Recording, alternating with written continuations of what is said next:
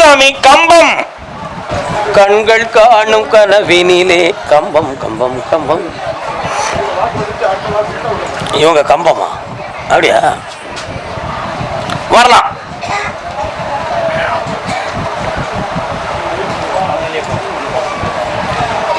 உன்னுடைய மனக்குழப்பத்துக்கு என்ன காரணம்ங்கிறத நான் கண்டுபிடிச்சேன்ப்பா. நேற்று இரவு எனக்கு கிடைத்த உத்தரவின்படி உன் மருமகா உன் மகனை ரொம்ப டென்ஷன் படுத்திக்கிட்டு இருக்கா.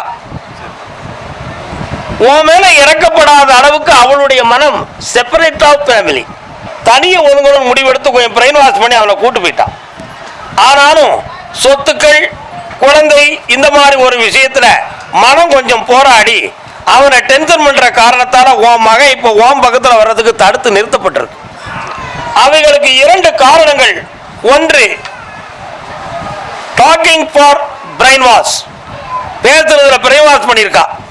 அதனுடைய டார்ச்சர் காண முடியாம இவன் டாஸ்மாக்கு பணம் கட்டிக்கிட்டு இருக்கான். இந்த 2 அவன் உள்ளம் பாதிக்கப்பட்டு சைக்காலஜி எஃபெக்ட்ல ஒன்று பார்க்க முடியல. அதை சரி பண்ணி உன் பக்கத்தில் ஒற்றுமையாக்கி தாரேன், குழந்தை பாக்கியத்தையும் தாரேன். கால் ஒன்றுவான் வரலாம்ப்பா. அதே மாதிரி நடத்தக்கூடிய ஏலக்காய் தோட்டத்தில் ஒரு தோட்டம் மட்டும் அடிக்கடி கொஞ்சம் டென்ஷன் கொடுத்துக்கிட்டு இருக்கு. அதை இனிமே சரஞ்சரமா காய்க்க வைக்க வெற்றியாக்கி தரேன், விலையும் உயர்த்தி தரேன். நல்லா இருப்பா. ஓகே. அதே கம்பம் பகுதி சைக்காலஜி ஃபார் எஃபெக்டட். சொல்ல சொல்ல இனித்த காலம் ஒரு காலம். என்னடா சொல்ல சொல்ல இனித்த காலம் ஒரு காலம், சொல்லுவதெல்லாம் கசக்கும் காலம் தற்காலம். இனி வாழ்வில் எப்பொழுது நமது பொற்காலம்.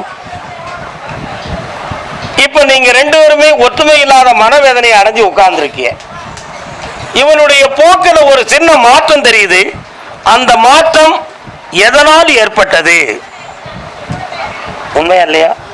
அந்த மாற்றம் எதனால் ஏற்பட்டது? அது உண்மையிலேயே பிரத்தியாருடைய செயற்கையால் ஏற்பட்டதா அல்லது உள்மனம் பாதிக்கப்பட்டு நடைமுறையில் குறைபாடு இருக்கா? இந்த 2க்கும் ஒரு டிஃபரண்ட் எனக்கு தெரியணும், அதுக்கு பலனும் கிடைக்கணும் என்பது உங்க கேள்வி. உண்மையா இல்லையா? உண்மையா இல்லையா? ஒரு குறிப்பிட்ட நிலையில ஒரு மனிதனுக்கு 2 விதமான ஆற்றல் இருக்கு. உள்மன ஆற்றல் இருக்கக்கூடிய குண்டலினி என்னும் ஒரு சக்தி ஒரு குறிப்பிட்ட உடம்புல ஒரு ஏற்றம் ஏறிடுதுன்னா மனநிலை பரந்த நிலையில போய் ரெக்கார்டிங் ஆயிரும். குண்டலினா உனக்கு தெரியாது, ஆனா உனக்கு தெரியும். குண்டலினி என்பது ஞானத்தின் ஒரு சக்தி. அந்த பரந்த நிலையை ஒருத்த குருமாரமாக கிடைக்காட்டலும் சில உடல் வாக்கில் சில பாதிப்புகள் தோன்றும்.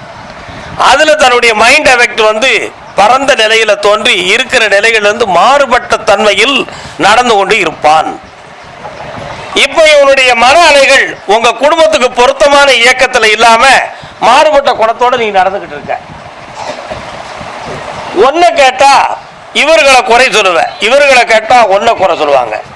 ஆனா இந்த 2க்கு இடையில நான் சரியாத்தான் நடக்கணும்னு நீ சொல்லுவ, சரியா நடக்கணும்னு இவா சொல்லுவா. ஆனா இதுல ஒரு சிறிய வழியை காட்டி எங்க குடும்பத்தை ஒற்றுமையாக்கி தரணும் கருப்பசாமி, இப்ப என்ன கேட்க வந்திருக்கிய? ஒற்றுமையாக்கி தந்தா போதுங்களா? கால் வந்துட்டுவான்.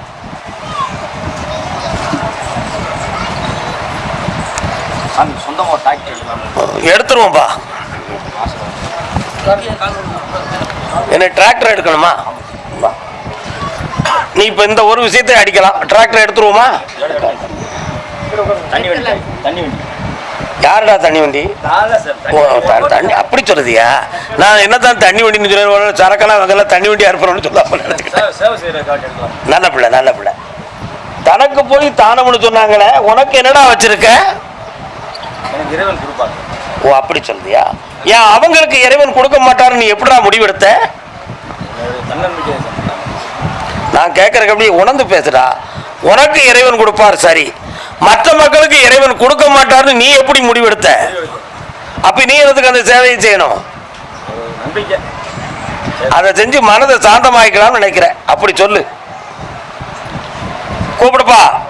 புளியரை வழிகாட்டு மாளிகை பாறை கருப்பசாமிக்கு, புளியரை வழிகாட்டு மாளிகை பாறை கருப்பசாமிக்கு, புளியரை வழிகாட்டு மாளிகை பாறை கருப்பசாமிக்கு, குருநாதர் பாண்டி சித்தருக்கு, வெற்றிவேல் முருகனுக்கு. பாப்பா பக்கத்துல மனமடங்கி நடப்பாய். படிப்பா ஆனந்தமாக படிப்பார்.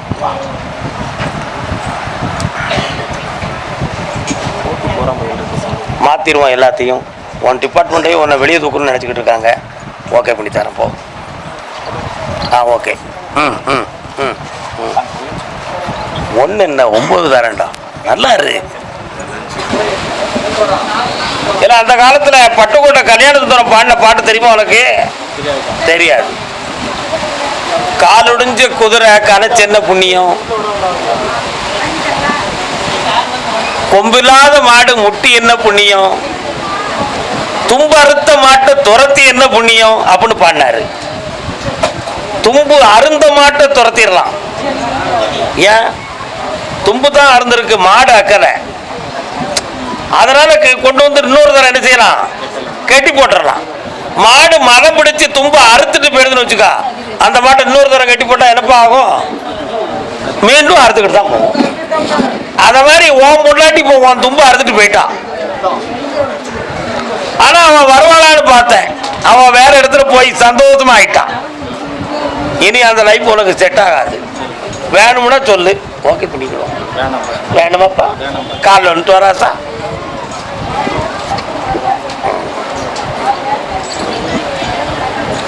இல்ல திருத்தி தா கருப்பசாமி கேக்கியா?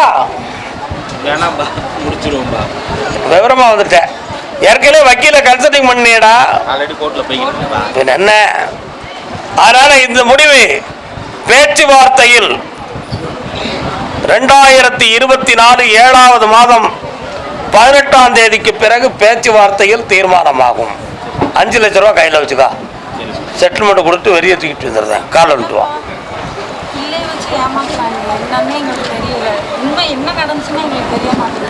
அதை தெரிஞ்சு நடக்க போறது ஒண்ணும் இல்லை. இனி நடக்க போறத புரிஞ்சுக்கிடுவோம். இந்தா நடத்தி தரேன். 16வது வயதில் உன் பிள்ளை வாங்கிட்டு வந்து சேரும்.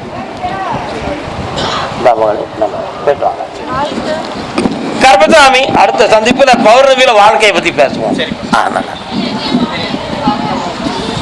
கருப்பசாமி, சென்னை மாநகர்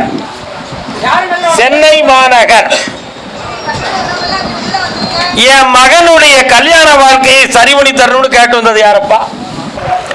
உன்னுடைய கட்டுமனைக்கு போய் பார்த்தேன். வாழ்க்கை என்னும் சக்திக்கு உன் மகனுடைய வாழ்க்கையை தெளிவுபடுத்தி தரணும். என்ன கருப்பசாமி மூடி மறைச்சி தெளிவுபடுத்தி தரணும்னு சொல்லுதிய? பொருந்தும் திருமணம் திருப்பரங்குன்றம். பொருந்துகிற திருமணம் எங்க முடிக்கணும்? திருப்பரங்குன்றம். பொருந்தாத திருமணம் தக்கலை குமார கோயில், முருகன் கோயில். அது ஏன் சொல்லுங்க பார்ப்போம். திருப்பரங்குன்றத்தில் தேவாதி தேவர்கள் அனைவரும் சேர்ந்து தெய்வானைய கல்யாணம் முடிச்சு வச்சாங்க. பொருந்திய திருமணம். வள்ளிய காதல் செய்து கல்யாணம் முடிச்சாரு எங்க? திரு தக்கலை குமாரசாமி கோயில்ல முருகப்பெருமான். அதனால பொருந்தா திருமணம் தக்கலையில், பொருந்தும் திருமணம் பரங்குன்றத்தில். இப்போ உன் மகனுடைய வாழ்க்கையை பார்த்தேன். சாதகத்துல பொருத்தமில்லாத ஒரு பெண்ணோடு மன ஐக்கியம். அவன் மனசை அங்கிருந்து நான் பிரிச்சு கொண்டு வந்து தெளிவான வழியை உருவாக்கி தந்தா போதும்னா கால் ஒன்று வரலாம்.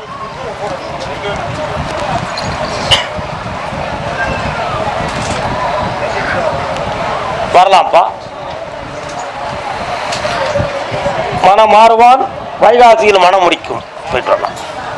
அதே சென்னை மாநகர் நந்தனம் எல்லை. நந்தனம் ராத்திரியெல்லாம் உன் வீட்டு பக்கம் கனவுல நாய் வருத வர்றாடா. அந்த நாய் வந்த உடனே நீ கருப்பசாமி கூட வேட்டைக்கு போகக்கூடிய நாய் என் வீட்டில் தேடி வந்திருக்கு, இதுல ஏதோ ஒரு தெய்வ சக்தி இருக்குன்னு நீ புரிஞ்சுக்கிற. உண்மையா இல்லையா? கால் அனுத்துவான்.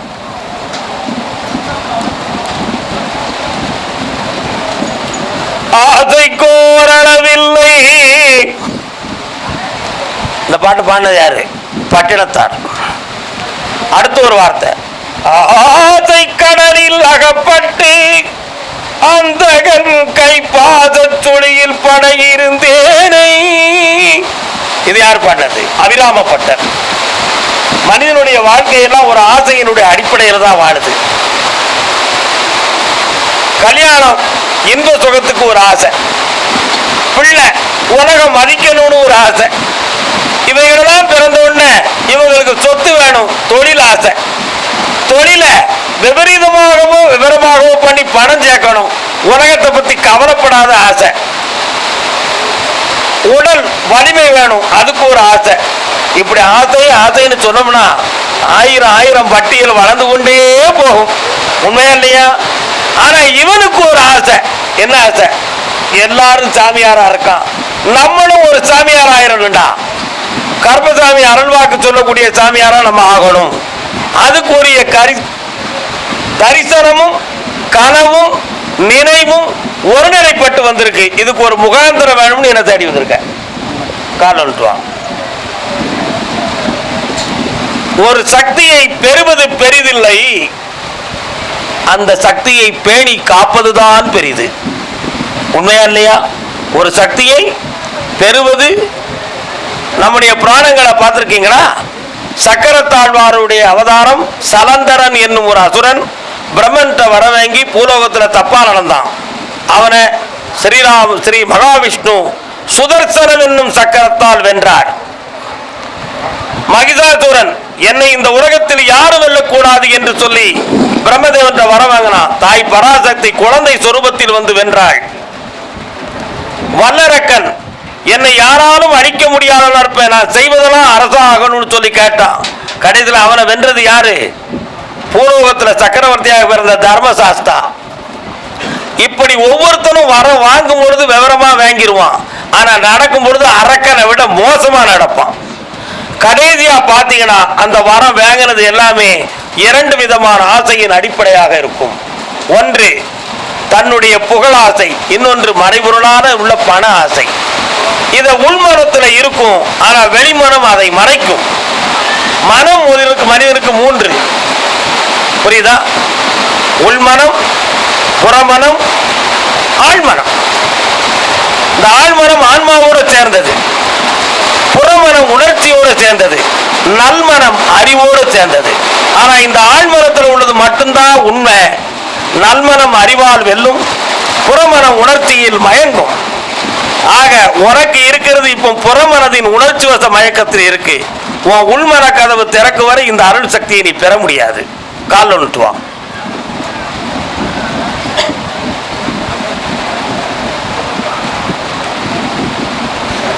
அப்படியே இந்த சக்தியை நீ பெற வேண்டுமானால் அதற்கு குரு நான் இல்லை என்று நேற்று இரவு உத்தரவு. ஆனா நீ வேற யார்ட்டையும் போய் அந்த சக்தியை என்ன செய்யலாம்? வாங்கிக்கிடலாம், பெற்றுக்கிடலாம். ஆனா என் மூலமா உனக்கு கிடைக்காதுன்னு உத்தரவாயிருக்கு.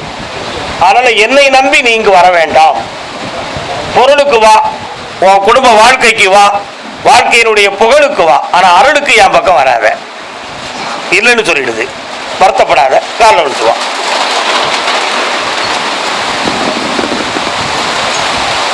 கர்மசாமிக்கு பாப்பா